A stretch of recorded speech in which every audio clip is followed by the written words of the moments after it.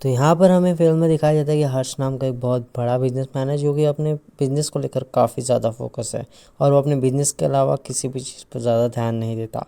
यहाँ उसकी बेटी मॉडल है तनु जिसका नाम है, और यहाँ उसका फ्रेंड भी है जो कि फ़ोटोग्राफ़र है, और यहाँ पर वो काफ़ी अच्छे फ्रेंड है। और यहाँ पर उसका एक बेटा भी है जिसका नाम है सैम, और यहाँ पर वो इसी तरह से अपने मज़ाक के अंदाज़ में सबको परेशान करते रहता है।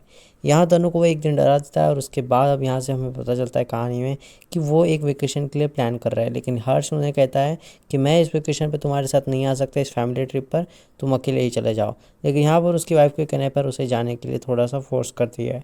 यहाँ पर उसे हर्ष को कुछ अजीब अजीब सी चीज़ें दिखाई देने लगती है और इसी बारे में अपनी दोस्त साइकेट्रिस्ट के पास जाकर बात करता है। यहाँ पर उसे साइकेट्रिस्ट थोड़ा रेस्ट लेने के लिए कहती है, लेकिन यहाँ पर वो उसकी बात नहीं मानता और कहता है कि मैं और रेस्ट बिल्कुल नहीं ले सकता। यहाँ पर फिर वो जो है उसका दोस्त और वो भी इसी बारे में बात करते हैं कि कब हम वेकेशन पर जाएंगे।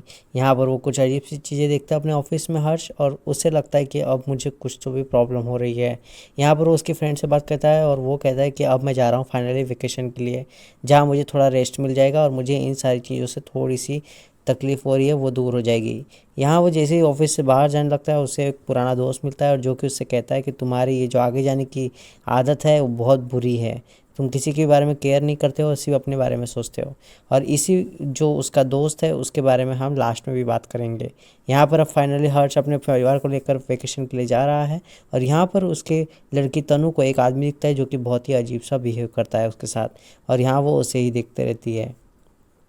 इसके बाद वो फाइनली अपने खुशी खुशी जा रहे हैं वेकेशन के लिए, और यहाँ पर फिर उन्हें काफ़ी ज़्यादा तकलीफ़ होती है जाने के लिए। जिस रोड से वो जाने वाले होते हैं उस रोड में कभी ट्रैफिक आ चुका होता है, और 2 घंटे के लिए ट्रैफिक होने की वजह से हर्ष उन्हें दूसरे रास्ते से ले जाता है, और दूसरे रास्ते से ले जाने की वजह से उन्हें काफ़ी लेट हो जाता है।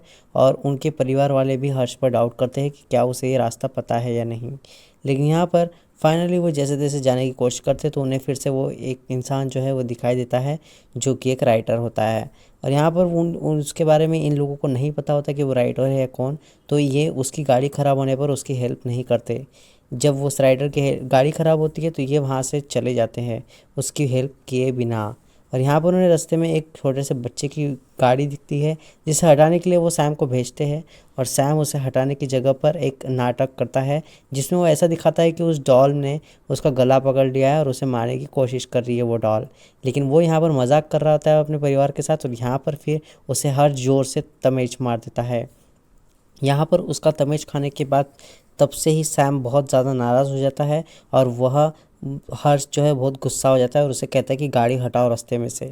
और इस रोड के बीच में और गाड़ी कहाँ से, इसी बात के लिए वो चौंक जाते हैं।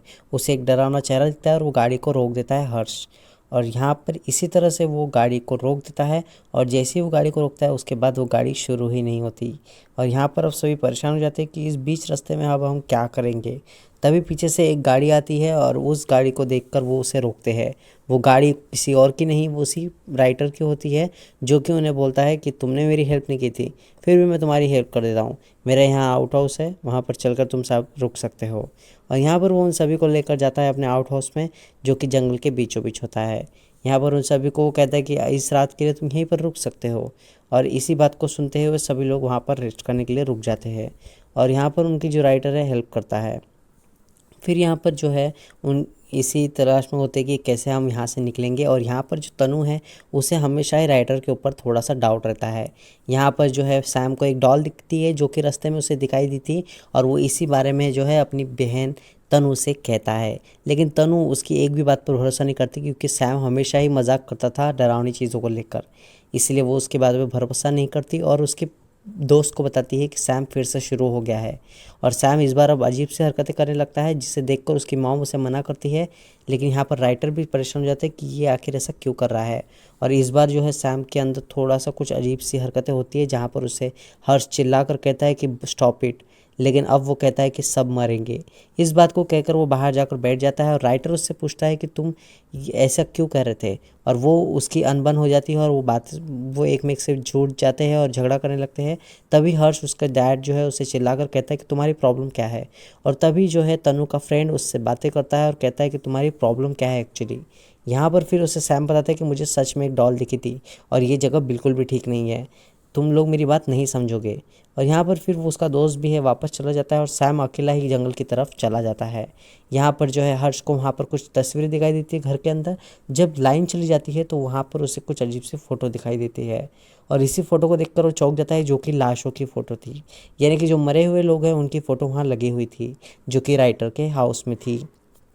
यहाँ पर अब वो डर जाता है एक साये को देखकर, और जिस साये को देखकर वो ज़ोर से चिल्ला देता है। यहाँ पर उसकी फ्रेंड और सारे लोग जमा हो जाते हैं।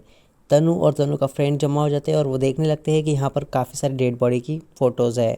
और फिर वो यहाँ से निकल जाने का फैसला करते हैं, क्योंकि वहाँ पर राइटर नहीं होता।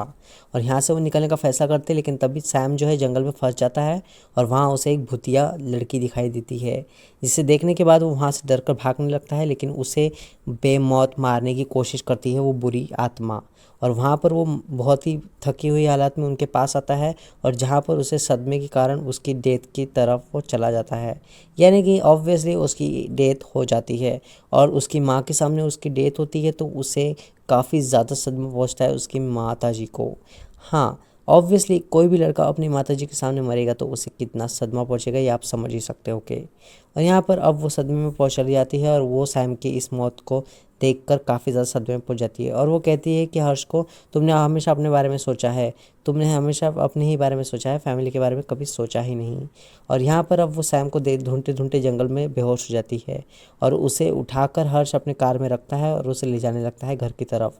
लेकिन फिर से वो उठती है और कहती है कि सैम जिंदा है, उसे तुमने कार के डिक्की में बंद किया है, उसे अभी के अभी निकालो। लेकिन वो उसकी बात नहीं मानता और वो वहाँ से गेट में से कूद जाती है उसकी मॉम। और जैसे ही वो कूद जाती है उसकी हालत बेहाल हो जाती है और वो भी उसकी भी डेथ हो जाती है। और इसी तरह से अब दोनों की डेथ हो चुकी है और इसी परेशानी में अब वो दोनों हैं। लेकिन यहाँ पर हर्ष को क्या लगता है कि वो जो राइटर था उसी ने सब कुछ किया है। तो वो उसके घर जाते हैं और पूछते हैं कि तुम लोग कौन हो, तुम राइटर नहीं हो सकते। फिर वो करता है कि चेक कर लो मेरे घर के अंदर, मेरे कुछ वो लिखे हुए आर्टिकल्स हैं, आप देख सकते हो।